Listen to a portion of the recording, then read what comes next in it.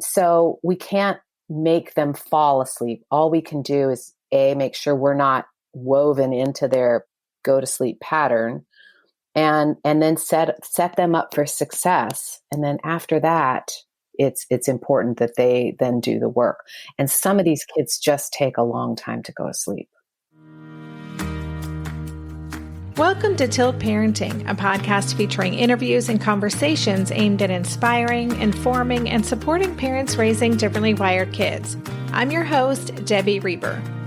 My guest today is Macall Gordon, a certified pediatric sleep coach with a research-based specialization in sleep development, temperament, emotional regulation, and parenting psychology.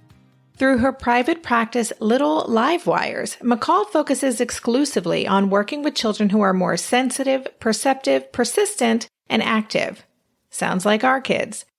Macall, who has a master's in applied psychology and a bachelor's in human biology, started studying sleep because her own children did not sleep very well, and she found that none of the advice offered by parenting books worked for her family. She was determined to find some answers, and she has. In this episode, Macall talks about the unique sensitivities differently wired children have that frequently result in sleep challenges, how she supports families struggling with sleep issues by helping them to introduce a sustainable night routine, and strategies for helping our kids establish better sleep habits.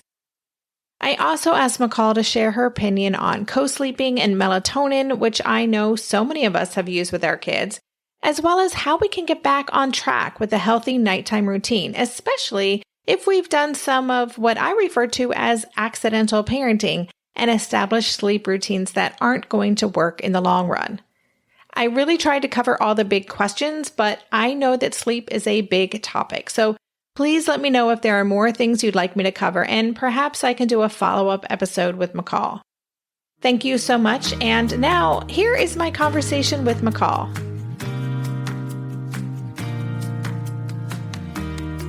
Hey, Macall, welcome to the podcast. Thank you so much. I'm so excited to talk to you. I'm looking forward to diving into this, and I'm really thankful that you reached out to me because the issue of sleep is, well, it's a quality of life issue, and it's something that comes up a lot, especially in this community for all parents, but really in this community. So before we kind of get into all of that, I would love if you could just take a few minutes and tell us a little bit more about yourself, the work that you do in the world. And I always love to know people's why, what got them into doing this. Yeah, well, that's a good one, isn't it? Well, it's not because I nailed sleep with my kids. I'll tell you that, right? It's not because it was perfect for me. So I, right now, a certified gentle sleep coach. I primarily work with younger kids, but it really, the stuff that I talk about, especially with when I start talking about 3 and 4-year-olds, really can extend up. It becomes all a similar mindset. So I got into this because I had 2 very intense young children, very intense, very sensitive. And the sleep advice that was out there just didn't work. And I was suffering because I didn't know what else to do. And so at the time, now they're both young adults, right? So at the time, way back in the dark ages, apparently, there was only one school of thought about sleep, right? And for young children. And if you couldn't do that, then you just had to suffer through it. And I was thinking, there's got to be an answer here. So I've got my master's degree looking at sleep and sleep research and temperament and emotional regulation and sensory processing. And then I've been using that in my coaching. And it's amazing how many people are out there that are still in the same boat that I was in 20 some odd years ago. Yeah, I mean, sleep was an issue in my world from very early on. And I just wrote down 7 to 11 months when my child was 7 months old. That's when the sleep stopped. And I think it was around 11 or 12 months that we finally called someone and said, we need help. Our child is not sleeping at all. And of course, we didn't know how our child was wired at that time. So I'm wondering, when little ones, like babies, have sleep issues, is that often a sign that they're neurodivergent in some way? Like, what's the through line there? I love this question so much because I'm willing to bet even folks out in your audience that have, 7, 8, 9, 10 and up, they knew early on, and they probably have had problems with sleep all along. Sleep problems don't technically just pop out when a kid is 6, unless there's some kind of physiological condition that's affecting sleep. I would say that most folks know extremely early that something is up with their child in terms of sleep. These are the markers that I hear. And every time I hear one of them, I know who we're talking about here. Very early alertness from birth. So sometimes the baby, even from birth, is just a little more awake. They're not a sleepy newborn. They may have sleep problems days after birth, which is kind of unusual, right? They don't just fall asleep. They seem already sort of wakeful. They often are bouncers versus rockers. So a lot of these parents will say they need to be bounced on the ball, or they need bouncing and white noise and shushing and a perfectly dark room, and it's a full court press just to get a new little baby to sleep. And then the other part is that sleep problems are often a notch or 2 or 5 above what we would normally think of as, or maybe your friends think of as, problematic sleep, right? So I work with parents who call me and they say, my baby is waking every hour. And we're co-sleeping, for example. So you'd think of the baby would sleep well right next to the parent. This baby's waking up constantly. So it's when those sleep problems are another notch above, we know that just the normal, everyday, whatever your friend is doing is not going to work as well or the same way for your kid. It just doesn't at all. So I want to spend most of this conversation talking about kids who are a little older, but I do want to stay in this zone for just another moment, because I'm sure there are listeners who, even if it's not their first child who is quite young, they may have a second or third child who's a baby and that they're dealing with this. And as you were talking, one of the things I say is that we parents are kind of like the wingsuit flyers of parenting, right? Everything is more intense, a little more extreme. And that, as you just said, is the case with the sleep challenges too.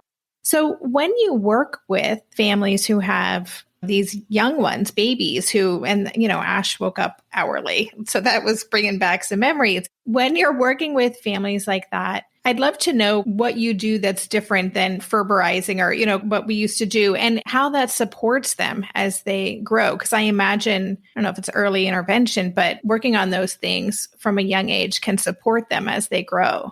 Well, I mean, I think the really cool thing is that I think the strategies and the sort of paradigm I work in works great for little ones, but it's the same paradigm that we can use to impact older children too. So there's certain little places where the parenting, the advice in books or whatever falls short for these kids. And regardless of how old the child is. So there's going to be a few things we'll talk about that really apply absolutely across the board, I think. Now, the other thing to keep in mind too is I know we're talking about a broad range of differently wired kids. So some of what I say will be not as applicable for one set of differently wired kids or neurodivergent kids than another, but we can't. We'll have to just kind of go broad strokes. So what's different about, or at least the tweaks or the adjustments that I find I have to make for these kids, regardless of the age, is one, staying ahead of their second wind. So these little guys and bigger guys probably have terrible sleepy signals. They just don't realize they're tired. So they don't yawn, they don't rub their eyes, and then a parent misses that moment, and then they're into the booster rockets, and sleep is just 10 times harder. So that can be an easy thing for parents to do. A lot of these parents will say, well, my baby just never looks sleepy. My kid just never, or they drop their nap at 2 years old. That's very common, very, very common. So making sure that you insist, or that you know that when your child is needing a break. That's number one. Number two is these guys need a lot of transition time, a lot. And so you have to really give them wind down time before you even start. And we can talk more about what that looks like by different ages. And then the most important piece is that the idea of leaving the room and that your child, these little guys will somehow magically learn to self-soothe most parents will say, well, that was a total fail. Drowsy but awake. You're supposed to lay your baby down, drowsy but awake. I've never seen that work. Never, not once. So the approach that I use is just really gradual, and that where you give a lot of support at first, that you then gradually back off, depending on what you feel like your kid can do. It's kind of like how we teach them riding a bike or anything else. You give them a lot of support at first, and then you just back that support off. And that one piece right there sometimes is the secret for a lot of parents, where you can start out, if you're fully having to lie down with your child to get them to go to sleep. And we can talk about the nuts and bolts of this, but you can start sitting up in the bed, and then after a day, sit on the floor. And then after a couple of days, move 6 inches from there. And then, you can break this down into very small pieces so that your child is just gradually getting used to whatever it is you're hoping to work toward. And I think that's the key. The only other thing I would say is also setting everybody up for success. And that means understanding your child's sensory processing sensitivities, understanding what wakes them up versus what calms them down, and then building all of that into a bedtime routine or a pre-routine routine. So they're not running full bore and then you're asking them to just stop and go to sleep. The pre-routine routine. You could even have a pre-routine for the routine. Yeah. You talked about staying ahead of their second wind and those signals. Can you just say a little bit more about what those signals are? And is that part of the neurodivergence piece, whether they're dysregulated or they're just experiencing sensory information differently? Yeah. Yeah. Well, if we think about what it takes to go to sleep, that, if we really, all of us, we just go to sleep. We don't really think that there are steps you have to follow. And if you've ever had insomnia, you realize where those steps fail for you, right? So one step is knowing that you're tired. And again, I think that not only requires a certain internal awareness, and it also requires some attention, and it also requires potentially a strength of signal. So we do know, for instance, that kids with autism have a less powerful melatonin release. So sort of biochemically, they're a little bit, at a disadvantage because they're not getting this super strong signal from their body that they're tired. Other kids are so busy. They're so busy and so engaged, and they're going so strong. They just don't want to disengage. So that first signal of I'm tired doesn't happen. And if parents are waiting for that, they're waiting too long. And then what I say is that if a kid goes past what they actually can do in terms of time awake, their body sort of releases a chemical that's like giving them a little Red Bull, right? And then they're powering up, and then all sleep, we know what it feels like to try to go to sleep after you've had too much coffee. You can't, even though you're tired.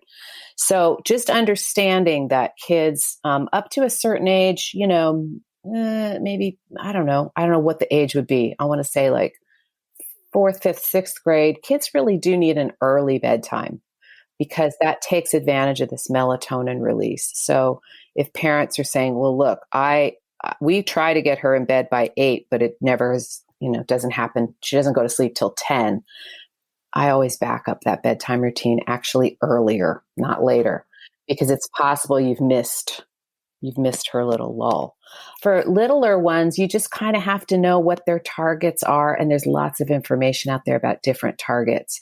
And you just have to find out which one works for your child, and then kind of watch the clock. I'm not usually a clock watcher, but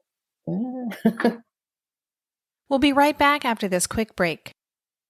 Maybe I've watched too many seasons of The Amazing Race, but every time I have to go somewhere on the subway, I treat it like a competition. It's all about making the right gut decisions about which route will get me there the fastest. Sometimes those decisions get me where I'm going early, and other times my gambles don't really pay off. Probiotics can't help with most gut decisions, but if your gut needs a little support, Ritual has your back. Their Synbiotic Plus, a 3-in-1 supplement, has clinically studied prebiotics, probiotics, and a postbiotic to support a balanced gut microbiome.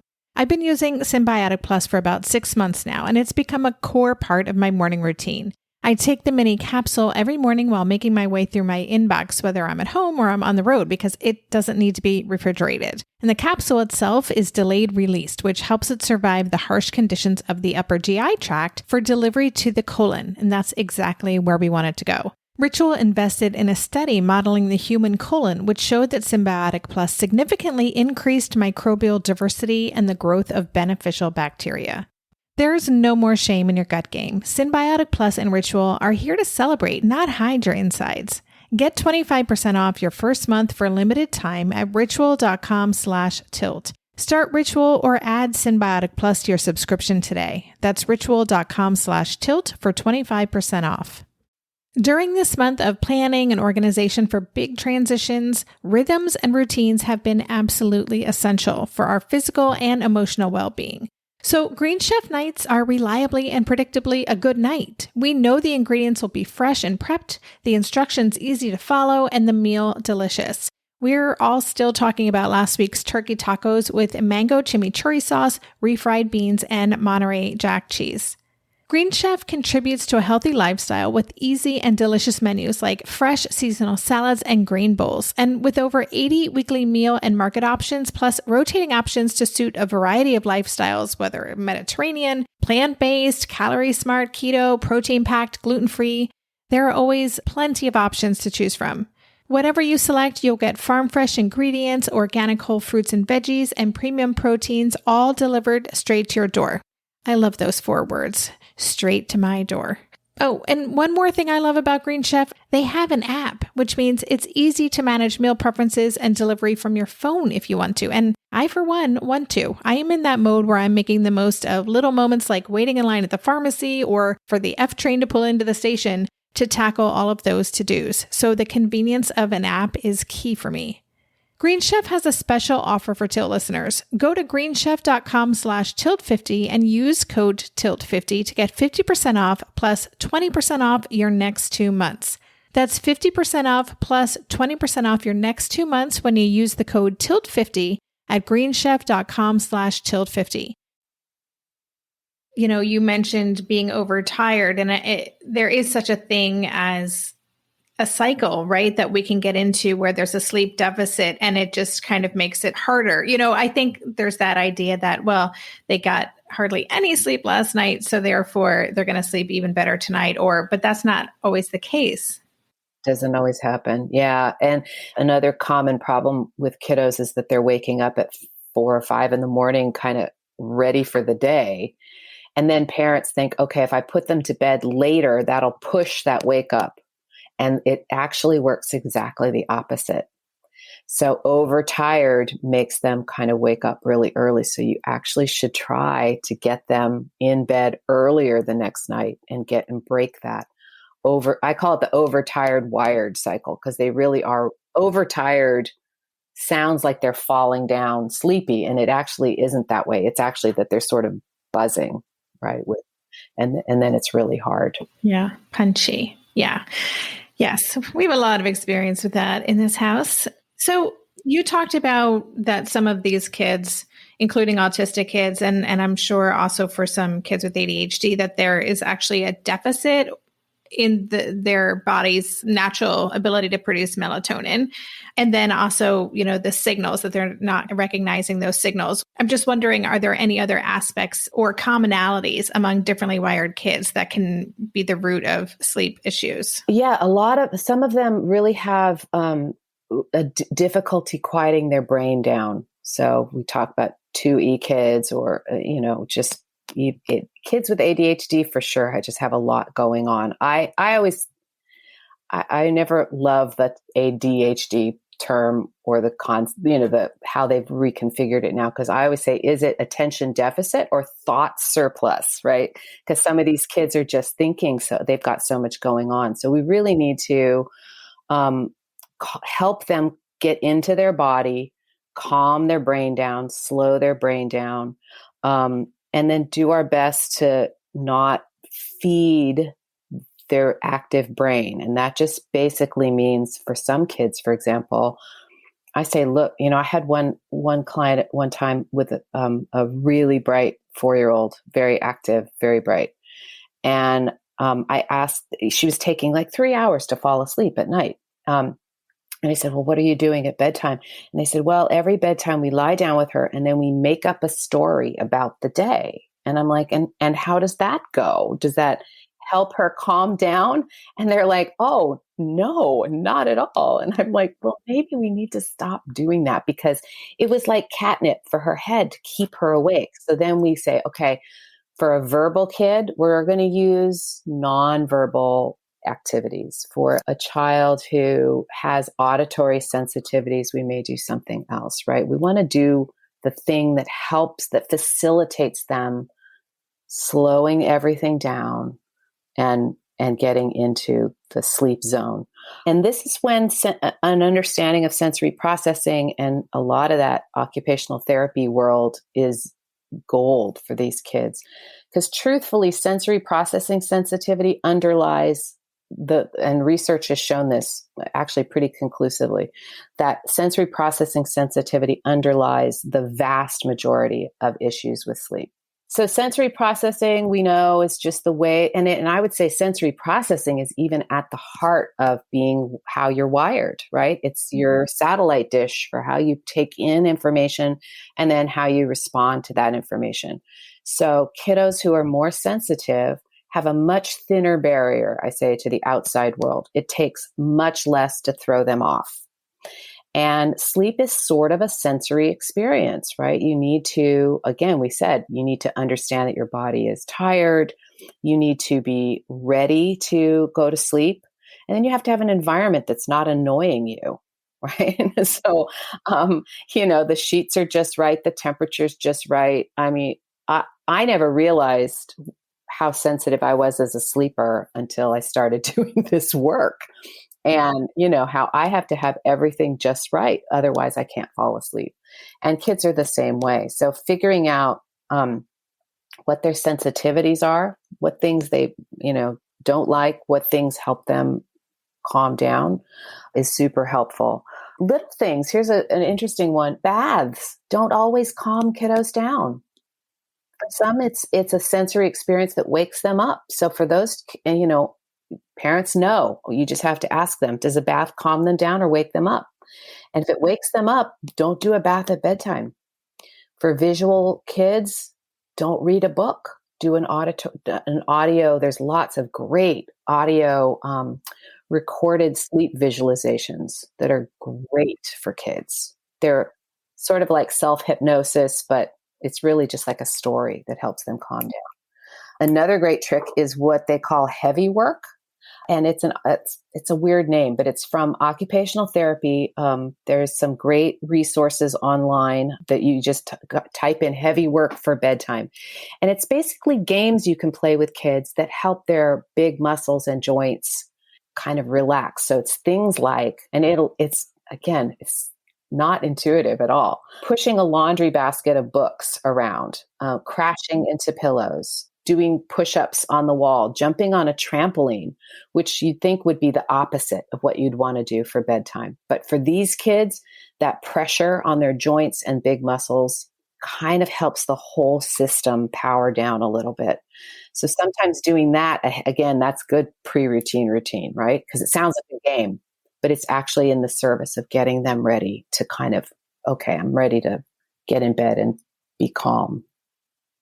Yeah, I'm remembering that when Ash was maybe 4, 5, 6, that Asher and my husband Darren would wrestle every night. It was kind of their own WWE kind of style wrestling. And that was just part of the routine. And so now I have a better understanding of why that worked. So Is this a lot of experimenting, it sounds like, because there are so many different things that we could try. And I also imagine these things change over time, like something that might work for this age child in 2 years may stop working. So how do we kind of navigate figuring out what might work for a child? Well, that's a good question, though, because also, how do you know if it's not working, right? Like there's a lot with these kids, they can be real curveballs. And what happens to us as parents is often we can be really shell shocked, like nothing works. I don't know what I'm doing. I'm just throwing possible solutions at everything. And that by itself makes things for these kids even more, a little more chaotic, right? So we say, look, be very methodical about what you try. Really give it 3, 4, 5 days. Don't try it 2 nights and go, well, that didn't work. Because these little guys have a very wide turn radius and they're not going to respond immediately. In fact, the first time you do something new, it's probably going to be a rodeo. I just say, just expect it not to work the first time. But you've got to stick with whatever you're trying, at least for, I would say, 3 or more times to really see if it's going to kick in. These little guys love patterns, but they need to be able to detect the pattern and they need to be able to detect that it's not going to change in 2 nights. So having a really clear, almost rigid plan for bedtime and then sticking with that for really several nights can be really key for these little guys. I even say for some of them, rehearse the changes during the day. If, for example, let's go back to like, okay, I've been lying with them and tonight I'm going to sit up or tonight I'm going to sit on the floor with them. Talk to them about it ahead of time and then say, let's go practice. Let's go see what that'll feel like and give them a dry run so that you're not springing things on them at bedtime when everybody's tired. Really front load whatever it is you choose to do. We say write it into a plan. With kids, you can use visual cues like pictures or whatever's going to work for them. Review it ahead of time, check things off as you go, and then review it again the next day. So choosing what works, that is, in terms of the routine stuff, I would just say to first understand, if you can understand your own child's processing strengths and not deficits, but like sensitivities. Oh, he really hates loud noises, or a loud noise like white noise really calms them down. Use the white noise. Use that and avoid other things.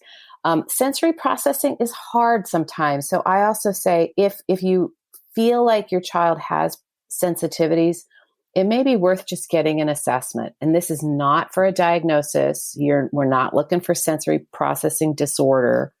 It's merely an assessment so that you can find out, for example, my kid is sensory seeking and has sensitivities to tactile sensitivities.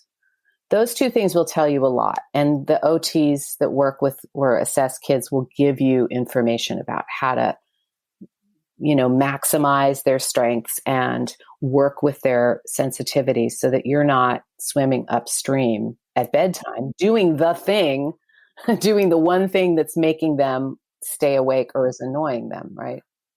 Oh my goodness. Every time you talk, I come up with 3 new questions. Okay. So one of the things you mentioned, maybe white noise, or there are so many different things that we could do. And I have certainly thought this, and I'm wondering if other listeners have too.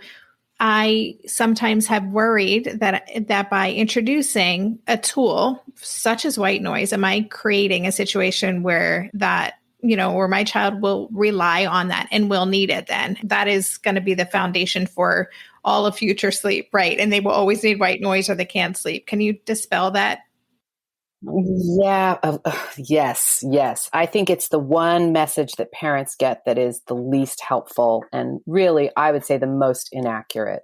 I mean, if we don't say for parents of an infant, don't carry them or they will never learn to walk. They will. Kids grow and change. At the same time, I still use white noise. I have it on my phone. I use it in a hotel room. I don't know what I did without it. So I think the guideline for parents is this sustainable for you? I think getting sleep is way more important than avoiding, what they call crutches, which I just don't like that term at all. We've made doing what works a negative. And I think that's where parents struggle. They're like, I'm doing what's working, but I also kind of feel guilty about that or worried, like you said. Especially with these kids, doing what works is absolutely key. It lowers the pressure on everybody because your kid is sleeping. They're going to behave better. They're going to feel better. And it's going to be easier on you. And as parents with differently wired kids, we have got to conserve our mental and emotional energy. So if it's working and it's sustainable, white noise is totally sustainable. Lying with your kid for 2 hours, not sustainable. That's not sustainable. So that we want to move that along. But any of these little things that we're doing, roughhousing before bed, works now. He may not need it in a couple of years. He may be able to do something else. But for right now, if it works and everybody's cool with it, yay! I say have a party about that. We'll be right back after this quick break. Hey there, it's Debbie. I love making this show and sharing conversations about how to support our awesome neurodivergent kids. I've seen how even one little insight from an interview can spark a big shift in daily life. But I know that raising complex kids can be messy and lonely. And just when we think we figured it out, something comes up that boots us right back to feeling overwhelmed and stuck. That's why I've poured everything into creating a way for parents like us navigating complex parenting journeys to join together and chart a path that feels positive, hopeful, and doable. It's the brand new Differently Wired Club experience. In the club, you'll get personal support from me and other seasoned parent coaches, 6 live calls every month where you can connect and get your personal questions answered, the opportunity to learn directly from authors and experts like I have on this show, monthly themes for getting specific and tactical, an exclusive private podcast feed, and the best, most generous community of parents. Seriously, these folks show up for themselves and each other, and that right there is really everything. Because it's a daily reminder that we're not alone. Our kids aren't broken, and we have totally got this. The recently rebooted Differently Wired Club is on a brand new platform with its very own iOS and Android app. It is such a great space. However you learn, whatever your style, no matter the ages, genders, and neurodivergent profile of your children, the Differently Wired Club can help you cultivate the positive shifts you're hoping for. Join us today by going to tiltparenting.com/club. That's tiltparenting.com/club. I hope to see you on the inside. Hey, are you a parent of a teenager? Are you feeling overwhelmed about how to be what they need while also holding limits and boundaries that keep them safe? Are you tired of conversations that negate how messy this season of parenting is? Well, I've got you. My name is Casey O'Rourke. I am a positive discipline trainer, parent coach, and the host of the Joyful Courage podcast. Every week, I come to you with an interview digging into tough topics with experts I trust and solo shows that go deep into the personal growth and mindset needed to raise teens in a way that grows them into confident, capable young people. I am not afraid of getting real about the intersection of conscious parenting and the teen years, while also bringing in vulnerability, humor, and lightness. I'm walking the path with you and honored to serve. Listen to Joyful Courage on Apple Podcasts, Spotify, or wherever you consume podcasts. What about melatonin, which is something that so many of us have used or use with our kids? Yeah, it's hard. I always defer to pediatricians on that because there's all kinds of upsides and downsides, but that's true for anything.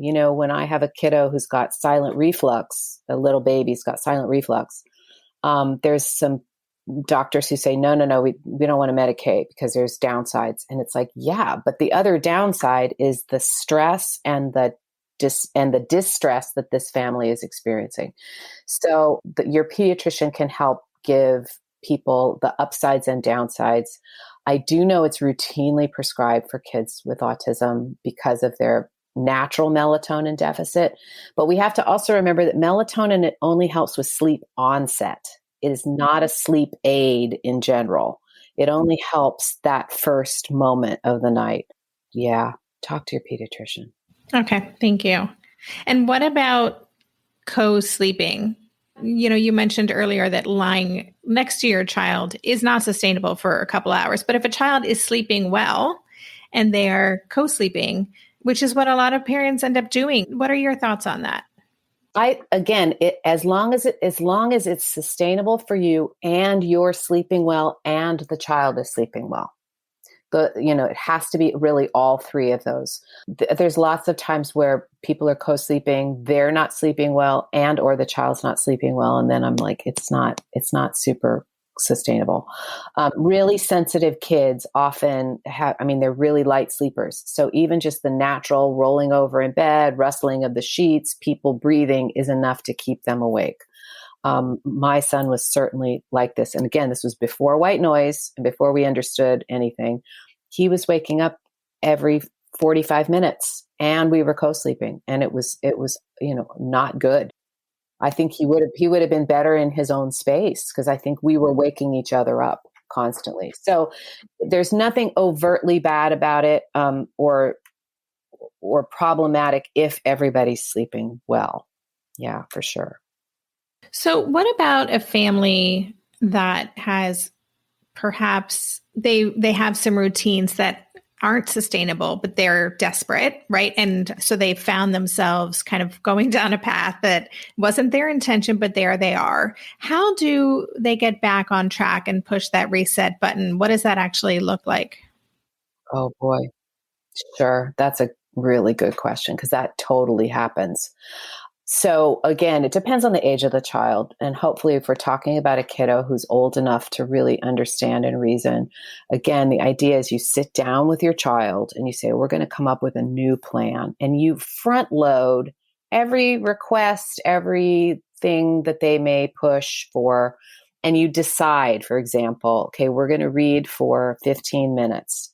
We're never going to read for 20. We're not going to read for 21. It's 15 minutes. 15 minutes, it's always 15 minutes. And then ask them what they want in the routine and build it with them.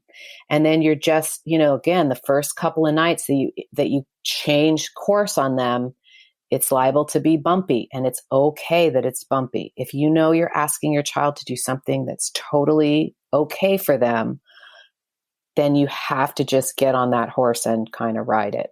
But again, if the child is old enough, I think that you can really have them participate in it.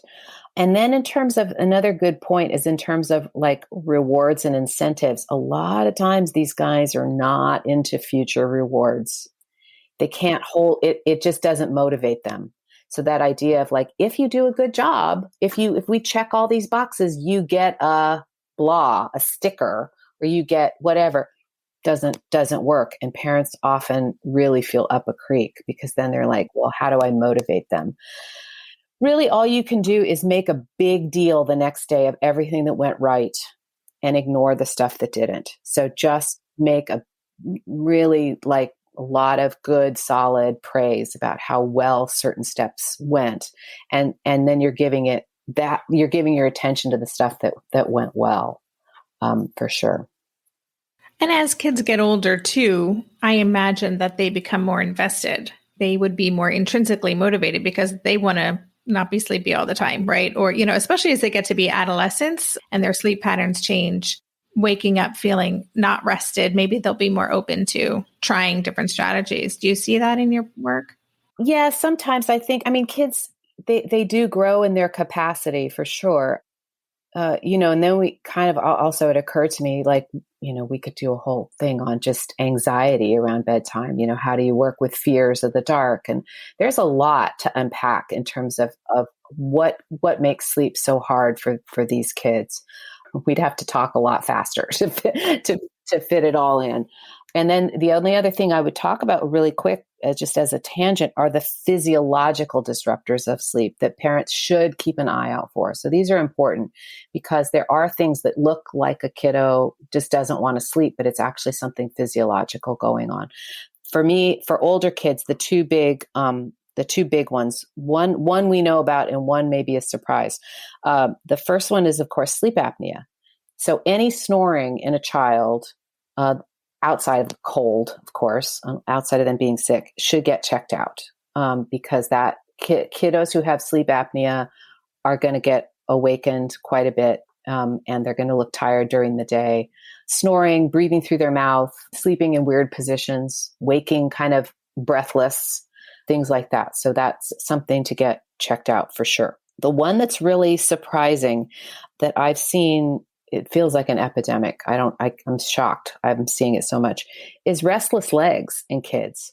So restless legs kind of is a misleading name because it really is painful legs. It's incredibly painful. So if your kiddo is taking a long time to go to sleep and they complain that their legs hurt, or they're up for a long time in the middle of the night, like hours, and they cannot get back to sleep, restless legs is caused by low blood levels of ferritin, and ferritin is the iron storage capacity in the blood. It's not hemoglobin. That can be fine, but ferritin can be in the basement. And if it is, that causes significant discomfort at bedtime and middle of the night. So that's a blood test, But the good news is that the treatment is just some iron supplementation. And pulmonologists want that level to be up above 50. So often pediatricians have a much lower threshold for low. If your kid has some of those symptoms, oh yeah, he's constantly kicking, or we just thought it was growing pains, get a blood test. Wow. Okay. The sleep apnea, I've definitely heard more about in recent years in kids, and it's something we're not usually looking for, but this is the first that I've heard about restless leg syndrome. And I have had that, and it is so uncomfortable. Oh yeah, really? Yeah. Yeah, that's what I've heard from adults. They're like, no, it's not restless. It's like torturous. Yeah. Yeah. Oh, really? Wow. Yeah. They, this pulmonologist basically said, now we really think that what we thought of was growing pains is actually restless legs. Wow. That's fascinating. So for a parent listening to this, and I will wrap up after this question, but for a parent who's listening to this with a school-aged child, I get this question all the time. Like, I've tried everything, meditation, baths. We went through a phase where we were just experimenting a ton. And I love that you said consistency, having that plan and really repeating it to get that evidence and really test it. But are there any go-to strategies that we haven't talked about that you would encourage parents to try to see if it can make a change? Yeah, I don't know that there are any magic ones that I haven't talked about. Oh, that's what I was going for. Yeah, I know. Come on, the magic one.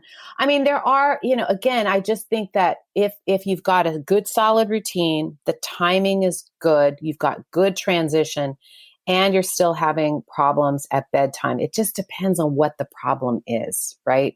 Oh, my kid's out of bed every 2 seconds, or oh, they just won't fall asleep. There's some of this stuff we can only do from our part of it. We can only do what we can do as parents. We cannot make a child go to sleep. So if we've covered every base, timing is good, routine is good, plan is good, she's in bed, she stays in bed, but she just sings to herself for an hour. I'm like, as long as you don't have to be there for that's okay. That's okay.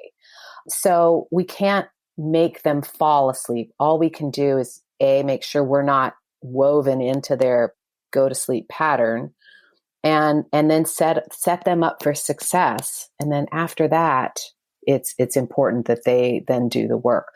And some of these kids just take a long time to go to sleep. Okay, that's helpful. Wow. Okay. We have covered so much, and this has been fascinating. I have a feeling I'm going to get more questions after people listen to this, which I will collect, and maybe we'll have a part 2 of this. But for now, can you let listeners know where they can connect with you and learn more about your work? Totally. My website, because I work with little ones, I call them little live wires. So that's my website, littlelivewires.com is my coaching website with good information on there. Also Instagram, Little Live Wires. So yeah, and I'll have a book coming out sometime in the next couple of years on this topic. So yeah. We need that book. That's fantastic. Well, keep us posted on that. Listeners, I will have links in the show notes pages so you can check out Macall's website and resources. And yeah, thank you so much. This has been fascinating, lots of food for thought. And I just appreciate everything you shared. It was great. Thank you so much. You've been listening to the Tilt Parenting Podcast. If you want to dig deeper into this episode, check out the show notes page. Every episode has a dedicated show notes page on my website where you can get links to all the resources we discussed, read a transcript, and even easily go back and listen to key takeaways by using the chapters feature on the podcast player. To get to the show notes page for this episode, just go to tiltparenting.com/podcast and select this show.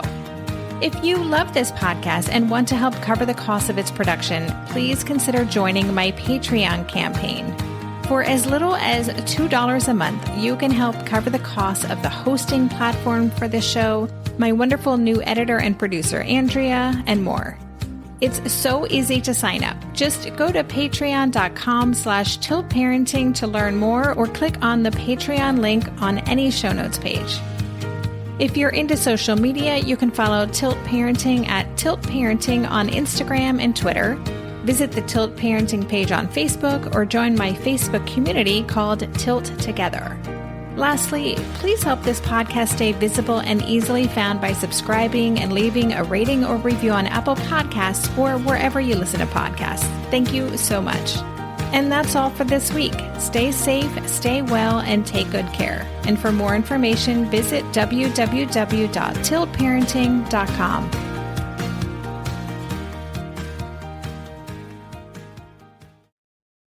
Are you overwhelmed by the things that get in the way of you doing what you want to do? Are you looking for ways to simplify life to better align with your values? Do you want to create space in your schedule so you have room for more of the good stuff? Play, joy, relationships, gratitude, and more? If you answered yes to any of these questions, I invite you to check out Edit Your Life, a podcast to help you edit the unnecessary from your life so you have more room to enjoy the awesome. Through episodes with me, Christine Coe, and a range of super smart, compassionate, and thoughtful guests, you'll come away with big picture insights and practical ways to declutter your home, schedule, and mental space without getting bogged down by perfection. I have always believed that small moments and actions matter tremendously. My goal is to help you find agency and space in your life through doable baby steps that will leave you feeling accomplished instead of overwhelmed. Check out Edit Your Life wherever you enjoy your podcasts.